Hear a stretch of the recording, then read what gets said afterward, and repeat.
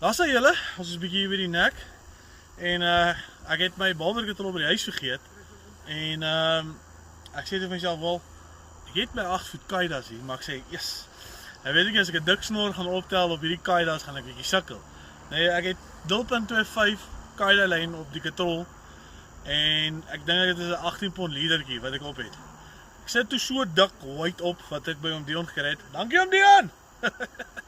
En ek sê toe vir hom Dion, ek soek eintlik 'n stukkie gat om 'n ander hoeklyn te maak. Ek sê nee man, gryp die waberstok. Haak toe my dooie plattie. En hy is al gevries vir 'n paar dae. En ek steek hom toe mamma.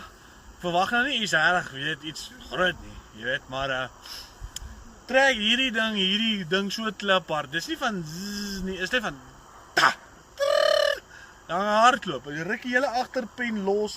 Hy trek die hele alarmstelsel vorentoe die bankstick en toe gaan hy optel toe loop hy ding net en check hierdie ding.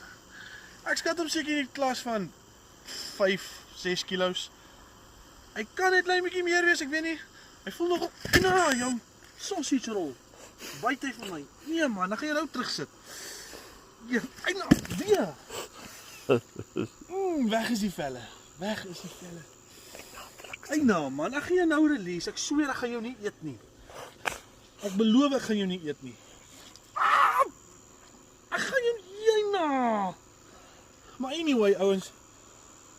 Ek skat hom seker soos ek sê, ek skat hom seker in die klas van 5-6 kilos. En sorry dat het geval het, maar hy het my nou jeeg het vir my lelik gebyt nou, eina. Maar ja, kom stap gou saam met my en sit ons hom terug. Dan kan hy nog 'n dag beklein, dan raak hy nog bietjie swaarder. Ons gaan sit hom. Hi.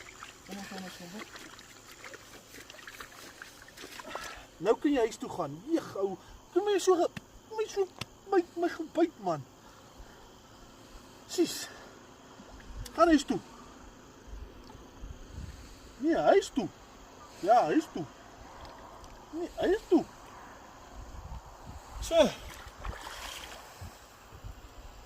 As julle, kom ons vang nog een.